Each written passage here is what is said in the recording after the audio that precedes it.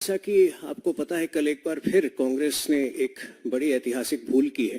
प्राण प्रतिष्ठा जो राम मंदिर का हो रहा है, उससे अपने आप को एक बहाना देकर बाहर कर लिया है। तो इस विषय पर हमारे सीनियर राष्ट्रीय प्रवक्ता श्री सुधांशु त्रिवेदी जी अपना वक्तव्य रख रहे हैं।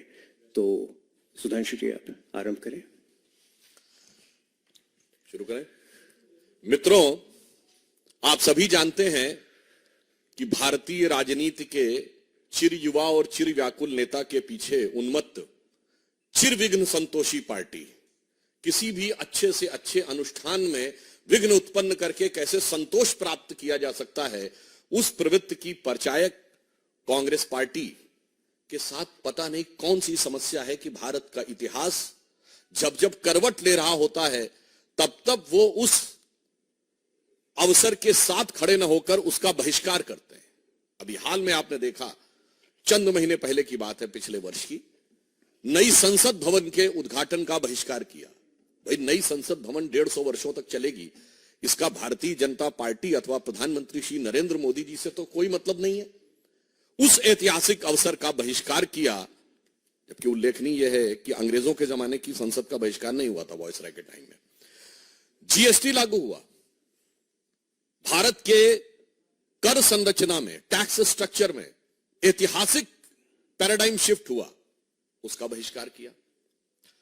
G20 अभी अभी हुआ, पहली बार ऐसा हुआ कि 20 राष्ट्राध्यक्ष और वो दुनिया के सबसे शक्तिशाली 20 देशों के राष्ट्राध्यक्ष भारत में आए।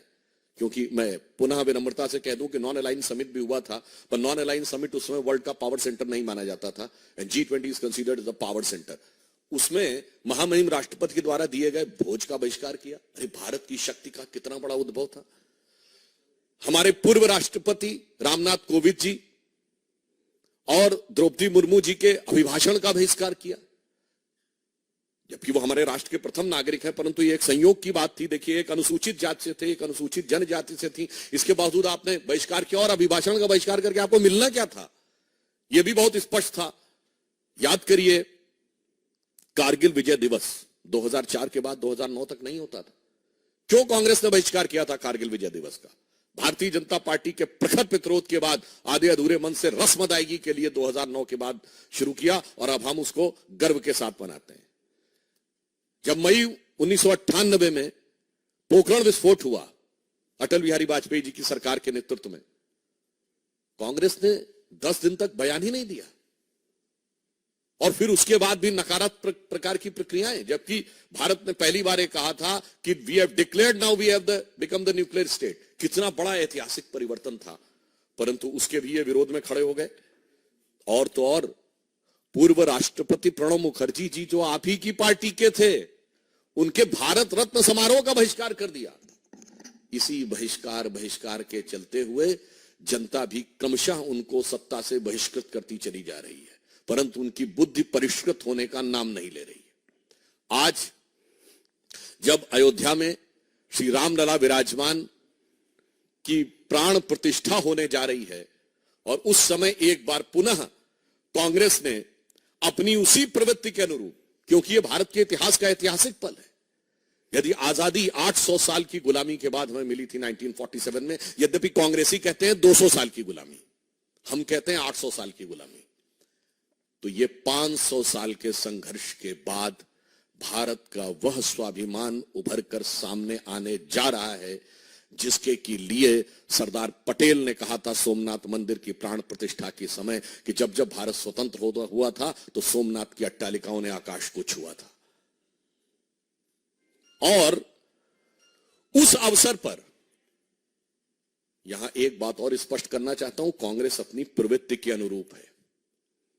मैं आप लोगों के सुलभ संज्ञान के लिए कोट करना चाहता हूं कि जब सोमनाथ मंदिर की प्राण प्रतिष्ठा हो रही थी, तो जवाहरलाल नेहरू जी ने 24 अप्रैल 1951 को जाम साहब दिग्विजय सिंह, जो कि उस समय सौराष्ट्र के प्रमुख थे, यानी like technically the chief minister, और उन्होंने जब इनवाइट किया तो नेहरू जी ने क्या लिखा था मैं बताना चाहता हूं, इसलिए कि कांग्रेस उसी परंपरा में चली आ रही है। उन्होंने लिखा कि इस कठिन समय में समारोह के लिए मेरा दिल्ली से आना संभव नहीं है।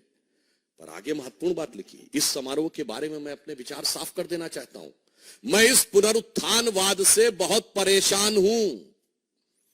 मेरे लिए बहुत कष्टकारक है कि मेरे राष्ट्रपति और मेरे कुछ मंत्री और राज प्रमुख के नाते आप, राज प्रमुख मतलब उस समय चीफ मिनिस्टर के नाते आप सोमनाथ के इस समारोह से जुड़े हुए हैं, और मुझे लगता है कि मेरे देश की प्रकृति के अनुरूप नहीं है और इसके परिणाम अच्छे नहीं होंगे। ये 24 अप्रैल 1951, सोर्स है selected works of Jawaharlal Nehru series 2 volume 16 part 1। बस वही तो परंपरा थी। उसके बाद इंदिरा जी के जमाने में गोरक्षक संतों पे गोलियां चली। इंदिरा जी के जमाने में 1976 में जब रूटीन खुदाई में राम मंदिर के खंभे निकल रहे थे तो वामपंथी इतिहासकारों के दबाव में रुकवा दिया गया। राजीव जी के जमाने में कार सेवकों के हत्या करने वालों का समर्थन हुआ। पीवी नरसिम्हा राव जी के जमाने में पता नहीं क्या क्या हुआ, वो आपको पता है। और सोनिया जी के जमाने में आते आते राम काल्पनिक होने का हलफनामा तक हो गया। यानी ये बहुत साफ है कि यह प्रवृत्ति जो आज कांग्रेस ने दिखाई है, एक मौका था कि आज आप अपने को बदल कर दिखा सकते थे, परंतु आपने ऐसा नहीं किया। परंतु मैं एक और बात स्पष्ट करना चाहता हूं, यह नेहरू की कांग्रेस है, यह गांधी की कांग्रेस नहीं है। क्योंकि महात्मा गांधी का तो राजनीतिक दर्शन था राम राज्य। महात्मा गांधी का नित्य का भजन था रघुपति राघव राजा राम। महात्मा गांधी की समाधि पे लिखा हुआ है हे राम। और आज उस राम राज्य की प्राण प्रतिष्ठा का प्रारंभ हो रहा है, श्री गणेश हो रहा है, और आप उसके साथ नहीं खड़े हैं। इसका मतलब बहुत साफ है कि ये गांधी की कांग्रेस और नेहरू की कांग्रेस का अंतर भी अब बिल्कुल साफ हो गया है। और आज इस अवसर को जो इन्होंने अपने हाथ से गंवाया है, ये कांग्रेस के अंदर का भारतीय संस्कृति, हिंदू धर्म और हिंदुत्व के प्रति जो विरोध है उसको दर्शाता है। अब बताइए इससे ज्यादा क्या होगा कि श्री राम जन्मभूमि केस में जो बाबरी मस्जिद पक्ष के पक्षकार इकबाल अंसारी थे, उनको इनवाइट किया गया है। यह हिंदू धर्म की महान उदारता के परंपरा के अनुरूप है। गोली चलाने वालों को भी इनवाइट किया गया। बताइए वो आने को तैयार हैं जो मुख्य पक्षकार थे, मगर चंद कट्टरपंथी वोटों की तिजारत की गला काट प्रतिस्पर्धा में कांग्रेस और कांग्रेस गोत्र के सारे दल, कांग्रेस की परंपरा के सारे दल आज हाहाकार मचाने को तैयार है। मतलब आपने हिंदी में कहावत सुनी होगी ना कि मुद्दई सुस्त गवाह चुस्त। यहां तो मुद्दई साथ में आके खड़ा हो गया है, मगर इसके बावजूद इन लोगों के मन में अभी भी वह लोभ दिखाई पड़ रहा है।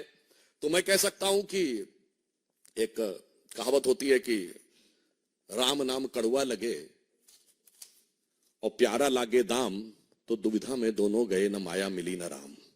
मैं स्पष्ट कर देना चाहता हूं, इस प्राण प्रतिष्ठा का बहिष्कार करके कांग्रेस पार्टी और कांग्रेस की परंपरा, कांग्रेस गोत्र के जितने दल हैं, उन्होंने ये स्पष्ट कर दिया है कि वो राजनीतिक दृष्टि से निष्प्राण तो होते ही जा रहे थे, अब उनकी प्रतिष्ठा भी समाप्त हो गई।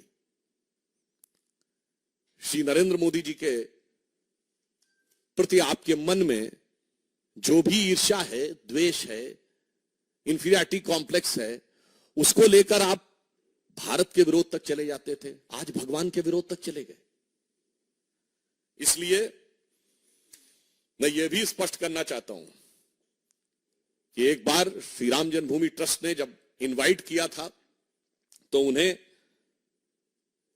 सद्बुद्धि आई होती तो शायद वो अपने पूर्व कर्मों का परिष्कार करने के लिए आ जाते। वैसे कांग्रेस पार्टी के अंदर ही कई नेता इसका विरोध कर रहे हैं, क्योंकि शायद उनके मन में यह भी हो, वो जो एक पुराना भजन है ना, मैली चादर ओढ़ के तेरे द्वार पे कैसे आऊं, क्योंकि इतने पाप किए हुए हैं उन्होंने। परंतु आज उस पाप के परिमार्जन का अवसर था, वो भी आपने छोड़ दिया है। तो इसके लिए मैं रामचरितमानस की एक चौपाई कहता हूं कि आकाश से जल, मतलब जो बादल हैं, अमृत तुल्य जल क्यों ना बरसा दें, बेंत का जो वृक्ष होता है ना, उस पे फूल नहीं उगते कभी, बेंत पे फल फूल नहीं आते, बैम्बू जिसको कहते हैं।